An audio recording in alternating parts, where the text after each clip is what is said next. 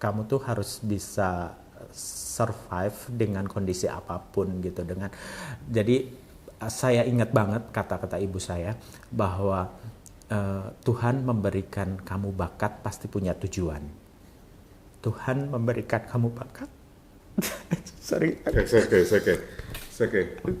Aku lagi kangen ibu, kemudian ditanya, Tuhan memberi kita bakat.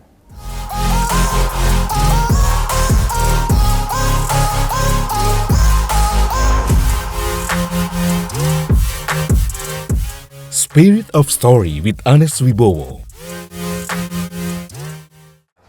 Hai, welcome back to my channel SOS Spirit of Story with Anes Wibowo. Hari ini saya senang sekali bisa berkesempatan berkunjung ke rumahnya Bang Santos Amin. Hai. Terima kasih, kehormatan banget nih. Thank you. Dari lo. Thank you banget. Hari ini kita bisa nyampe kemari. Memang ada satu hal yang pengen kita obrol-obrol ini tentang seputar dunia suara. Dunia suara. Jadi memang tema kita SOS itu Spirit of Story. Jadi artinya kita menampilkan sesuatu yang bersemangat untuk bercerita. Gitu loh. Jadi ya seputar kehidupan, seputar pekerjaan. Semoga apa yang kita obrolin ini bisa menginspirasi banyak orang. Ya. Oke. Ya. Oke, mungkin sebelumnya bisa diperkenalkan dahulu kepada sahabat-sahabat listener Indonesia, karena ini banyak sekali netizen dari Sabang sampai Merauke, bahkan sampai mancanegara juga sudah banyak yang berinteraksi dengan kita. Wow. Begitu luasnya para penggemar, fans voiceover dubber di seluruh Indonesia dan mancanegara.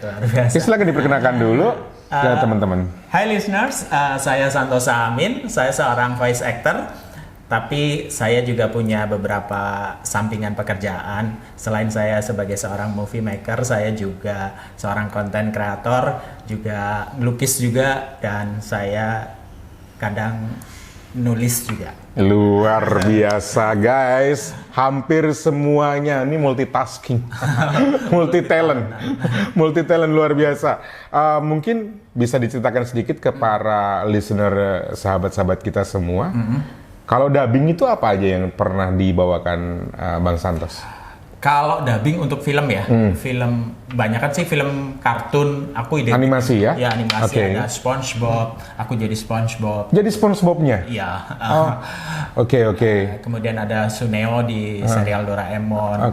Kemudian ada Elmo di Sesame Street. Banyak banget. Dan ada Barney di Barney. Terus ya kalau film-film Korea, film-film India, ya semua dubber. Nggak nyangka ya guys ya.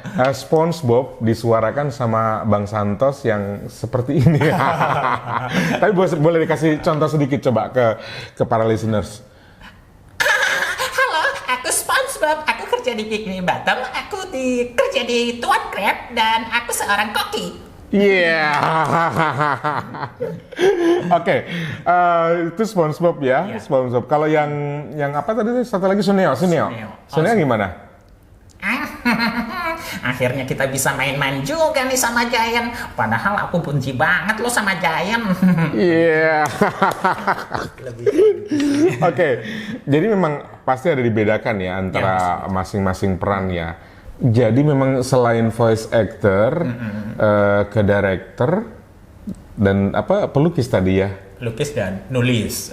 Edan ya, luar biasa. Kalau di movie maker ya, aku biasanya kalau untuk film pendek gitu saya sutradarai sendiri, tapi dengan produser dari PH apa gitu, diproduseri oleh PH apa gitu, atau oleh seseorang produser mana gitu. Jadi tapi lebih banyak film-film pendek. Film pendek, iya kalau untuk pendek. Tapi kalau untuk film-film panjang ada juga yang saya nulis skenarionya dan disutradarai orang-orang lain. Kalau untuk film-film pendek sih banyak kan memang untuk festival ya, saya ikut festival baik di dalam maupun di luar. Dan terus hasilnya bagaimana setelah dilombakan? Ya beberapa karyaku ada yang menang di Tebas Award sebagai Best Story. Tebas Award sebentar. Iya. Yang ini bukan? Ya betul, itu Tebas Award Wow. sebagai cerita terbaik. Tebas Award cerita terbaik dari almarhum Pak Arswendo ya. Ini waktu beliau masih hidup iyalah, ya. Pak Arswendo. Kemudian satu lagi, Oh, yang satu lagi? Best Movie itu dari Pak Deddy Miswar ya. Oh iya, ini best movie film terbaik guys. Terbaik dari Pak Deddy Miswar. Iya. Edan. Beberapa karyaku yang menang di festival film etnik, kemudian festival film Jabotabek, dan terakhir aku bikin film tentang SpongeBob sebetulnya. Oh iya? Jadi, Gimana ceritanya tuh? judulnya Perfect P. Itu kebetulan itu sebagai pemenang Project Change 2018 ya. Wah, baru 3 tahun yang lalu ya? Itu diproduseri oleh Nia Dinata. Oke. Dan ya alhamdulillah sih itu tayang di beberapa negara dan waktu launchingnya di Amerika. Luar biasa guys, nggak nyangka, bener-bener nggak nyangka ya. Ini kalau beliau nggak cerita perjalanannya di dunia movie ini, mungkin saya juga nggak tahu nih. Ini baru benar-benar kegali nih sisi lain dari seorang SpongeBob. Yang kita kenal cuma SpongeBob, kemudian Barney. Ternyata ada karya-karya lain yang luar biasa yang Ya kalau untuk patut dibanggakan. Ya aku nulis sandiwara radio juga. Oh ya? Kemudian sekarang ya nulis konten-konten kreatif gitu Untuk YouTube? YouTube. Oke. Ya. Channelnya mungkin bisa dikasih tahu ke teman-teman, listener. Jangan lupa nonton juga channelku, Film Indonesia. Filmku Film Indonesia channelnya. Channel yang mengupas tentang film, aktor, aktris, sutradara, dan berbagai hal yang terkait dengan film Indonesia. Wais, mantap. Jadi kecintaan tentang dunia film diaktualisasikan melalui konten kreator, melalui konten ya di YouTube, di Film-Filmku channel ya. Mungkin bisa bantu teman-teman untuk subscribe, like, komennya. Saling support ya. Saling support, saling membantu. Ya, karena basicnya aku adalah seorang yang senang berbicara, senang menyampaikan sesuatu, senang menyampaikan kegelisahan. Jadi apapun yang ingin saya sampaikan, saya menjadi sebuah kegelisahan buat saya tuangkan lewat karya, entah itu dalam karya lukis, karya panggung, atau karena saya juga seorang aktor panggung, kemudian dalam karya audio sandiwara radio, atau dalam karya film gitu. Yang penting kegelisahan saya itu bisa tersampaikan dan bisa orang dengar gitu. Orang bisa merasakan juga, oh ternyata ada loh kegelisahan seperti ini, oh ada loh kisah seperti ini gitu. Jadi, ada nggak misalkan bisa digambarkan sedikit nggak tentang tadi misalkan sebuah film atau sebuah lukisan yang menceritakan kegelisahan, misalnya apa? Ya kayak filmku yang terakhir sebetulnya berbicara tentang keberagaman ya, begitu orang kadang underestimate terhadap penampilan seseorang gitu ya. Aku bicara tentang itu bahwa kadang kita merasa risih dengan orang yang ngondek lah katakanlah, atau dengan orang yang tidak sepaham dengan kita gitu. Kemudian dijauhi, saya bicara seperti itu. Kemudian ada jadi lebih ke membela kaum marginal ya? Ya, lebih ke hal-hal kayak gitu loh, maksudnya. Bagaimana menghormati, menghargai hak-hak mereka juga gitu ya? Gitu loh. Ada hal kan yang menjadi, oh kenapa sih kita harus senada? Ada hal-hal berwarna lainnya yang kita bisa hidup bersama gitu, dan menjadi sebuah harmoni yang enak, indah, gitu ya. Kenapa tidak gitu? Kenapa harus semua sama gitu? Iya. Ya, lebih menyuarakan. Misalnya aku gelisah soal itu, ya udah saya tuangkan dalam gitu. Terus misalnya ada kegelisahan saya tentang korban apa gitu, apa, kemudian saya ingin bicara, ya udah saya kekerasan rumah tangga misalnya. Ya, misalnya, oh ini cocoknya dituangkan dalam karya, bentuknya apa sih gitu? Apa lebih cocok ke film? Apa cukup dengan sandiwara radio? Atau dengan lukisan? Itu ada lukisan yang menggambarkan itu? Ya ada. Dari sekian lukisan yang pernah dibuat? Ya ada, misalnya saya pernah lihat beberapa anak jalanan gitu ya. Misalnya, ya akhirnya ya saya terpikir betapa beratnya hidup mereka gitu ya, harus tidur di jalanan memeluk adiknya gitu, kemudian di malam sampai malam, sementara di situ ada batok kelapa yang nungguin orang untuk memberi gitu ya. Itu berjam-jam paling dapat berapa gitu kan. Makanya aku punya satu judul Pusara Rembulan gitu. Jadi dia kayak trotoar itu saya bentuk sebuah kayak pusara gitu, kayak makam-makamnya. Kayak makam gitu tapi tertutup kain gitu, terus ada anak kecil yang berpelukan dua sedih amat di ya. atas itu, kemudian ada batok kelapanya. Di situ ya saya memotret hal-hal kayak gitu loh, maksudnya oh ya itu menjadi kegelisahan saya ingin bicarakan. Saya ini ada loh di real di sekitar kita. Kalau kita yang nggak peduli, siapa coba? Iya. Jadi banyak media yang bisa Bang Santo sampaikan ya ke orang lain. Bercerita itu tidak harus dengan mulut ya, tapi bercerita bisa dengan karya, mau dengan film, dengan lukisan. Dan itu sudah menggambarkan kegelisahan tadi Bang Santos ngomongin ya. Betul. Luar biasa. Guys, kemudian ini aku mau sedikit mengupas karena memang dari beberapa sesi-sesi yang udah kita lewatin kemarin kita ngebahas tentang audiobook. Jadi Bang, lagi musim banget nih ya. Lagi musim banget Bang, makanya nih kita pengen ngobrolin itu jujur aja. Jadi datang kemari tuh pengen ngulik-ngulik sedikit nih. Bang Santos kan aku dengar pernah membawakan juga gitu kan. Apa aja judul-judul yang pernah dibawakan? Ya aku bawain judul aneh ya, aku nggak tahu kenapa setiap casting ini untuk audiobook ya berkesempatan mendapatkan novel-novel yang lumayan berat menurut aku ya, karena ada yang lebih ke kejiwaan ya, sakit kejiwaan. Sakit jiwa ya. Lagi yang psikopat. Apa ya? Judulnya apa aja? Trauma masa kecil lah dan sebagainya kayak gitu. Judulnya ada Pintu Terlarang, itu karya Sekar Ayu Asmara ya. Wow, ini penulis terkenal guys. Jadi jangan lupa untuk mendengarkan gimana pun caranya, karena Pintu Terlarang ini salah satu novel yang sudah difilmkan ya. Betul, oleh Joko Anwar. Oleh Joko Anwar, sutradara terkenal ya. Joko Anwar itu mengemas dalam filmnya memang dark banget dan benar-benar banget, dapet banget ininya. Apakah sesuai dengan novel dan apakah ekspektasi yang aku bacakan sesuai dengan yang kalian bayangkan juga? Mungkin bisa dikisahkan sedikit saja cuplikan itu. Pintu Terlarang itu menceritakan apa sih? Jadi tentang trauma masa kecil sih, kemudian bahwa perlakuan orang tua terhadap anak itu mempengaruhi ketika dia dewasa gitu. Jadi makanya di dalam usia yang emas gitu, usia emas bagaimana kita memperlakukan anak itu akan membekas sekali di kehidupan harinya gitu.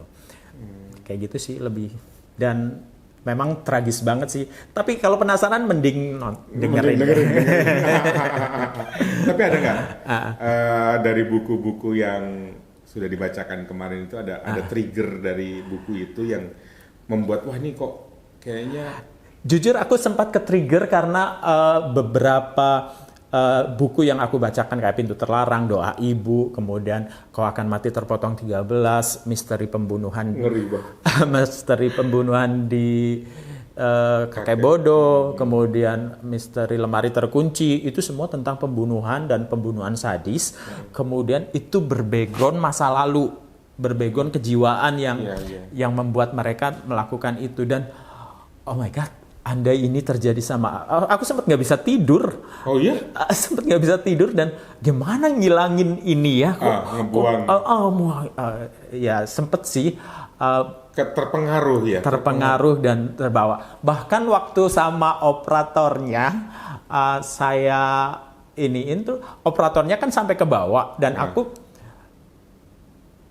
aku nangis beneran ketika memang membacakan itu, dan nggak bisa ngelupain, beneran nggak bisa ngelupain apa. Jadi kayak ya ampun, bener-bener aku ngerasain apa yang dirasakan oleh anak kecil itu, kemudian kemudian harus sampai besar, dan sampai besar dia nggak bisa menjalankan kehidupannya dengan baik gitu loh. Dan Dan itu menjadi sebuah ketakutan saya, terutama ketika saya mendidik anak ya, maksudnya jangan sampai jangan sampai hal itu terjadi gitu loh. Itu ya benar-benar aku nggak bisa ngelupain dan itu sih yang jadi ya semoga besok dapat bukunya yang lebih menghibur gitu, yang lebih Guys, luar biasa ya. Jadi ke bawah ya, saya jadi ke bawah. Bang Santos demikian dalam meresapi sampai akhirnya bisa berkaca-kaca matanya. Saya bisa merasakan beratnya ya. Tapi ini sesuatu buat saya sangat penasaran. Pengen dengerin secara utuh nantinya. Buku itu gimana jalan ceritanya. Iya, bisa benar. sampai begitu mendalam. Dulu mungkin operatornya bisa disebut ke teman-teman. Oh ya, Hanson ya. Hanson. Dia Pada waktu itu gimana? Bisa cerita nggak sedikit kondisinya itu? ya dia suka ikut nangis ketika aku baca, dia ikut nangis. Kemudian ketika adegan lucu juga dia ikut ketawa. Kemudian aku nggak bisa ngelanjutin kalau aku udah ketawa itu kalau udah ketawa buyar. Ketawa itu udah nggak bisa berhenti gitu loh. Apalagi harus ngulang gitu kan. Ngulang, aduh nih dialognya lucu banget sih gitu. Dia pakai punya nama panggung padahal dia misalnya dia nama panggungku siapa gitu, padahal dia seorang cuma penarik kabel yang cuma bisa kebiasaannya nyolokin ampli doang gitu. Katanya dia harus punya nama panggung. Kan lucu gitu kan. Itu jadi tawa nggak berhenti. Kayak dia memposisikan diri sebagai seorang artis gitu loh, padahal dia hanya seorang tukang nyalain ampli doang. Ini harus ditemukan ini. Gitu. Dan itu nggak bisa apa ya, kalau udah ketawa gitu harus ngulang lagi, aduh gitu. Oke, kita lanjut Bang. Dulu kok bisa ini aku penasaran banget ya, bisa sampai berapa kemampuan yang Bang Santos miliki. Itu sebetulnya kalau boleh tahu dari mana sih triggernya kok bisa terjun ke dunia dubbing, kok bisa terjun ke penulisan gitu loh. Ya dari kecil sih kecintaanku terhadap seni memang sudah terlihat lah ya. Di sekolah, saya nggak sekolah ding. Beneran saya nggak sekolah Om, waktu itu kan saya hidup di Kalimantan ya, di hutan, dan memang nggak ada sekolahan gitu ya. Jadi ke Pulau Jawa itu saya udah 13 tahun dan harus di kelas 6, jadi langsung di kelas 6. Kelas 6 SD? Langsung kelas 6 SD, saya tidak, kalau rapotnya itu nggak punya kelas 1, kelas 2, kelas 3, kelas 4, karena usia gitu kan. Dan aku belajar dari alam, aku belajar dari di masa kecil itu gitu ya. Jadi aku punya banyak story lah ya di masa kecil itu, karena ya dengan hidup di hutan dengan segala macam keterbatasan gitu. Jadi aku punya banyak story yang buat aku untuk survive. Ini menarik sekali. Tadi Om Santos bilang nggak sekolah. Maksudnya?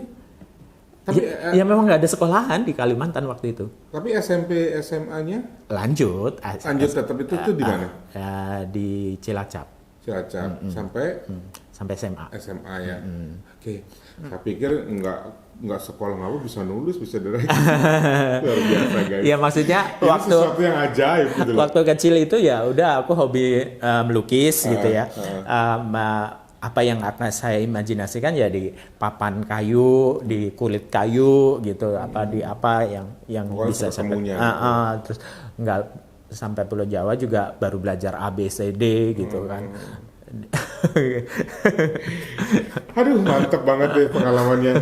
Ini mudah-mudahan bisa menjadi inspirasi nih buat kita semua ya, bahwa kreativitas itu tanpa batas. Yes. Semua orang bisa melakukan karya apapun sesuai dengan keinginannya, sesuai dengan cita-citanya. Karena memang dalam kondisi yang orang dalam kondisi yang tidak memungkinkan segala sesuatu biasanya memang timbul kreativitas kan. Justru orang yang kebanyakan fasilitas kemudian akhirnya mandek. Nggak mau mikir ya. Ya. Oke, tadi kembali ke dunia audiobook. Berarti ini adalah warna lain dari profesi-profesi tadi yang sudah memang masih segaris lah dengan dunia suara ya. Tapi ini maksudnya kan memang berkembangnya ini dunia audiobook ini era sekarang ini apalagi pas waktu pandemi itu begitu meluas kemana-mana. Betul ya? Jadi apa bedanya apa dengan yang dengan sandiwara radio lah misalnya? Antara audiobook dengan sandiwara radio. Sebetulnya menariknya audiobook ini kalau dari jangkauan pembaca buku itu akan memperluas penikmat buku ya, memperlihat jangkauan penikmat buku. Yang tadinya seorang tunanetra mungkin tidak bisa menikmati novel, dengan audiobook itu seorang tunanetra bisa menikmati novel dengan hanya dengan sekali klik, kemudian mendengarkan, dibacakan. Nah, tantangannya adalah bagi seorang voice actor atau narator atau pembacanya yang bacain, itu ya kita harus bagaimana memberikan ruang imajinasi bagi pendengarnya, menyajikan bahwa apa yang dimau dari penulis itu harus tersampaikan dengan baik kepada pendengarnya. Itu yang agak susah kan memang. Baik dari cara baca narasinya, kemudian memerankan tokoh-tokoh di dalam itunya harus benar-benar bagaimana kita bisa menguasai itu semua gitu loh. Bayangkan dalam satu novel biasanya kan lebih dari 20 karakter yang harus kita isi dan masing-masing karakter itu punya ciri khas sendiri-sendiri, keunikan sendiri, kemudian ya pokoknya detail karakter itu pasti setiap karakter diciptakan dengan khusus semuanya. Jadi ya kita harus bisa menggali itu semua, bahwa penggalian naskah, penggalian karakter, penggalian termasuk genre dari novelnya itu kita juga harus tahu bahwa oh ini genrenya apa sih gitu ya. Ini mesti kalau misalnya yang novel remaja tentunya harus dibacakan dengan seperti apa, tokoh-tokohnya juga demikian, pengkarakterannya harus kita kuasai juga. Dibedakan itu. Iya. Itu sih menariknya yang dibanding kalau dengan kalau hampir sama dengan sandiwara radio, cuman sandiwara radio kan lebih ke ada lawan main ya. TikTok, lawan main itu. Sebetulnya di sandiwara radio juga basic keilmuannya adalah keaktoran juga. Dubbing pun begitu gitu. Jadi basic keilmuannya adalah masih nyambung lah ya. Keaktoran saling juga. Berikatan lah satu dengan yang lain. Betul. Oke guys. Jadi kalau untuk audiobook tadi sudah disebutkan sama Bang Santos, yang dibawakan beliau adalah Pintu Terlarang, Doa Ibu, Misteri Pembunuhan di Kakek Bodo, Kau Akan Mati Terpotong 13. Kau Akan Mati Terpotong 13 ya kan. Terus apa lagi? Misteri Lemari Terkunci. Doa Ibu. Itu satu pengarang kan? Satu pengarang yang Doa Ibu sama Pintu Terlarang. Sekar Ayu Asmara. Oke, ini pertanyaan terakhir. Dari semua profesi yang sudah Bang Santos lakukan, dari dubbing, voice actor juga dubbing maksudnya, audiobook, teater, penulisan dan lain sebagainya. Pasti ada dong orang di balik ini semua yang mengilhami, yang menginspirasi Mas Santos. Ya, adalah ya. Satu ibu saya bahwa kamu tuh harus bisa survive dengan kondisi apapun gitu. Jadi saya ingat banget kata-kata ibu saya bahwa Tuhan memberikan kamu bakat pasti punya tujuan. Tuhan memberikan kamu bakat. Sorry. Oke. Aku lagi kangen ibu, kemudian ditanya. Tuhan memberi kita bakat pasti punya tujuan, dan kita hanya tinggal mengolah, kemudian menggali, kemudian mengkaryakan dan membesarkan bakat itu. Pasti Tuhan akan mewujudkan anugerahnya itu menjadi sebuah apa yang kamu inginkan. Jadi jangan khawatir dengan bakat yang sudah diberikan kepada siapapun kamu gitu.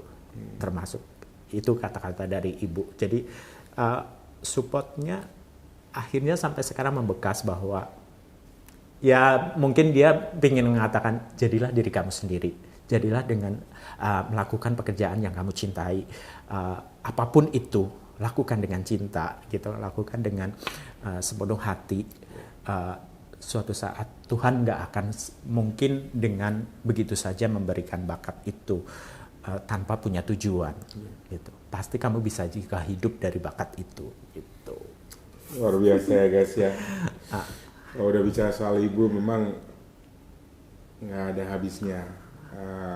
Pribadi setegar Bang Santo sendiri ketika sudah ngomongin soal ibu pasti terharu, Iya. sedih ya. Oke. Berarti adalah ibu yang sudah menginspirasi. Iya, terutama ibu ya. Menguatkan untuk menekuni semua profesi. Dan saya bercermin banget dari bagaimana dia struggle-nya seorang ibu mengurus 6 orang anak. Jadi apa guys? Iya, jadi melakukan banyak hal untuk menghidupi dan bertahan hidup bersama anak-anaknya. Itu kan sebuah buat aku ini sebuah inspirasi juga yang mesti aku pegang selamanya gitu. Mohon maaf, ibu masih ada? Masih ada, alhamdulillah masih ada. Masih ada ya. Sekarang di mana? Sekarang ada di Cilacap. Di Cilacap. Oke, semoga ibu selalu diberi kesehatan ya, kebahagiaan. Anaknya di sini sangat merindukan. Dan kita satu sebagai lagi, teman-teman juga saya bangga ingat sekali. bahwa mungkin bahasanya berbeda dengan bahasa kita sekarang ya, bahwa kita harus melakukan pekerjaan apapun itu harus berdasarkan skill, knowledge, dan attitude gitu lah. Bahwa kalau ibuku bilang tuh, di mana kamu berpijak. Cobalah junjung attitude yang baik.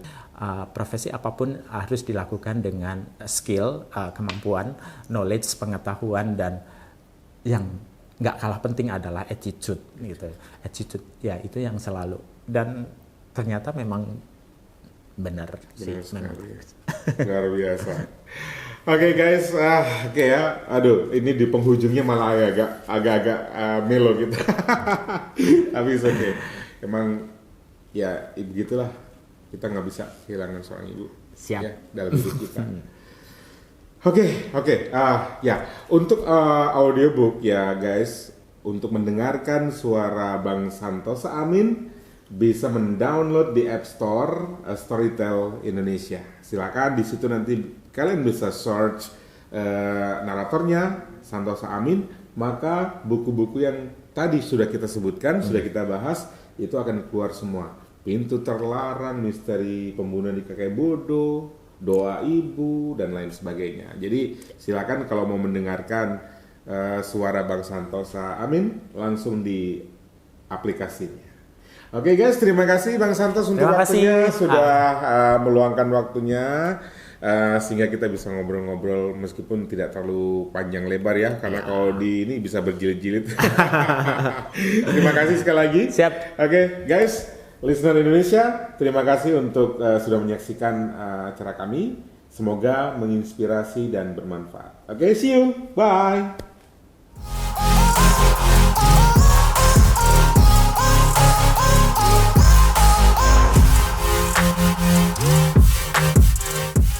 Spirit of Story with Anes Wibowo.